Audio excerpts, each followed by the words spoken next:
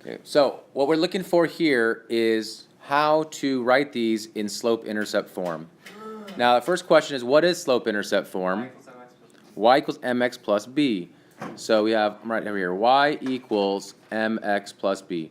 As long as it says y equals, you should be pretty darn close to slope-intercept form. And then you have the x and the b second. So if I look at this first equation right here, 6x plus 5y equals negative 15. I want this y all by itself. I got to get rid of all this other stuff and move it to the right here. So what do I do? How can I move this? What's that? Subtract 5. Well, I can't subtract 5 because if I subtract 5, it's attached to the y. Yes? 5 by 6. You subtract the 6, which will make the 15 positive. Oh, wait, no, you So don't. I agree. The first step is to subtract by the 6x. Yeah, I agree. Because it's 6k. Here's the thing that I think of. When I look at this, I think of I have a 6x and I have a 5y on the left side, just hovering there. And on the right side, I have a negative 15.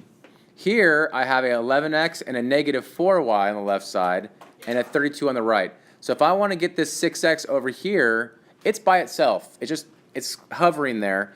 I can subtract it from both sides. So I'm going to subtract a 6x from both sides. Now it's going to give me 5y from there equals negative 15 minus 6x. Okay? Now I have a 5 attached to the y. It's multiplied by the y. So how can I get the y by itself? Divide. Divide by 5. We're pretty close already. Y equals, Negative. we have to make sure we divide both of these by 5. Negative 3. Negative 3. So, 1. Minus 5 or 6. Close. 6 over 5. 6 over 5 Oh, crap. x. Okay, now, I'm pretty close, but I want the x to come first. So what I'm going to do is I'm actually going to flip-flop these. And then do Just y equals, I don't need a reciprocal, just negative 6 fifths x minus 3. That's your answer for number 5. I could do that all day. Follow me on Twitter. Okay, so now we have, we want to solve for y here. Yeah. Yeah. So what's the first step? Same idea. You're gonna subtract 11 from 32. Subtract the 11x. Remember that x is multiplied, so it's 11x. attached. So minus 11x. 11x from 32. You get negative 4y Yes. equals 32 minus 11x. X. Now it's the next step. We did it earlier. Divide by negative 4. Divide by negative 4. Yes, sir. Make sure you do it to both sides here. Okay, so I get y equals, what is 32 divided by negative 4? It's like 8. Negative 8. No, it's Negative. not negative 8. Crazy. It's negative 8, Patrick. Why? Oh, I guess. Because 32 divided by 4 is 8. But And there's 2 negatives, that makes it a positive. 32 is not negative. 32 is positive. Oh, that's an equal sign, never mind. So, yeah, so that's negative. And then here, I do have 2 negatives, so that'll be a plus. 11 over 4. 11x over 4. So you could do 11x over 4 or 11 over 4 and then x at the end. But then you have to trade them. And then switch them because you want the x to come first. So y equals 11 over 4x minus 8. And there's your slope-intercept form for number 7 there. Easy peasy. Now, we want you to sketch the graph of the equation. I put 2 of the same equations here for a reason. I want to show 2 different ways to do this problem. Alright. Step 1, we just did the problem where we had the solve for y and y in slope-intercept form. That's an easy way to graph. So if I want to do that same idea, I want to solve for y here, what's the first thing I would do? Minus 6. Minus 6x from both sides. Now I'm going to actually drop this all the way down here and write it in white so we can see it a little better. Nice.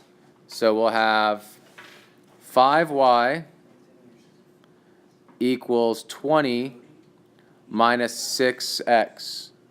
Yeah. Next step here. I got it. Divide by 5. Divide everything by 5.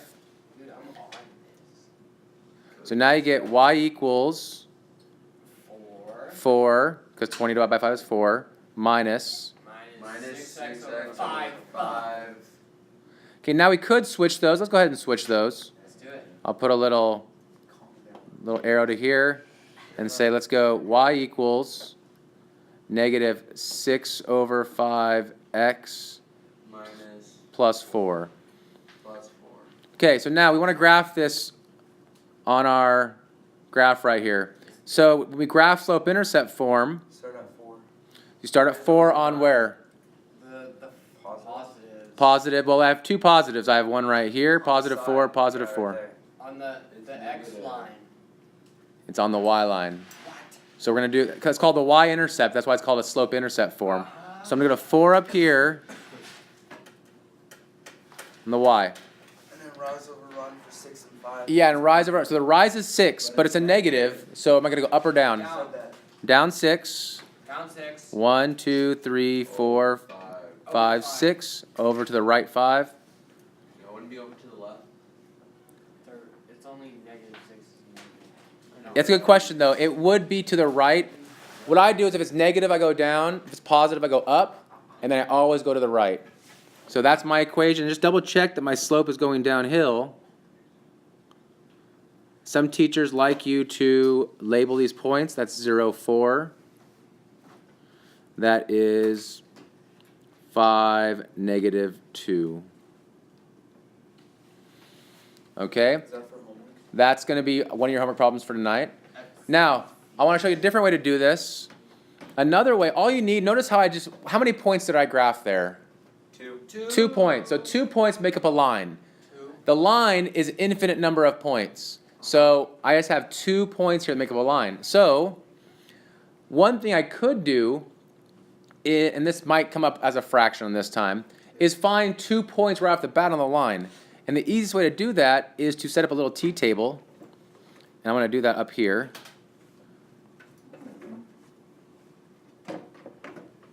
With x and y. Now what's the easiest number to plug in typically?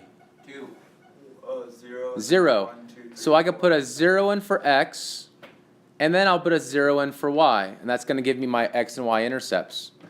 So to get my y-intercept, I plug a 0 in for x. If I put a 0 here for x, I like the other way. that's good, but I want to do both ways here. Yeah. So we have 0 times 6, which is 0. 0. Now the number's going to be 0. So what will y equal then? We have 5y equals 20.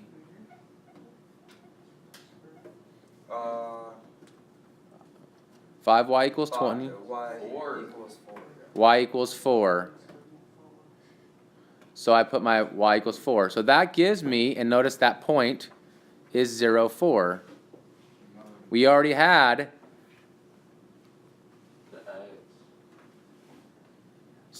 so we already had that on this side over here. Okay, now if I do the same thing, and this might not be so nice, but if I put a 0 in for y, which is what I did right here, 0 in for y, 0 times 5 is 0, that's gone. You get 6x equals 20. How would you solve that for x? 2 point something. Close.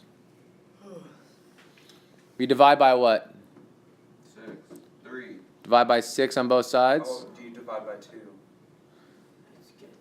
Why would you divide by 2? Because then that'd be 3x equals 10. 3.3. Okay, you can do that, and you get x equal, either way you get 3.3 is what you got, 3 1/3. So now this one won't be as nice because I rounded that fraction off, or that decimal off, but I have 3.3. Now 3.3 is about right here-ish. Okay, so now when I graph this, it's going to be the same line. Just notice that It's short. instead of my points being 0, 4, and 5, negative 2, my points are 0, 4, and 3 1/3, comma 0. But they still give me the same line. So there's two different ways to do it.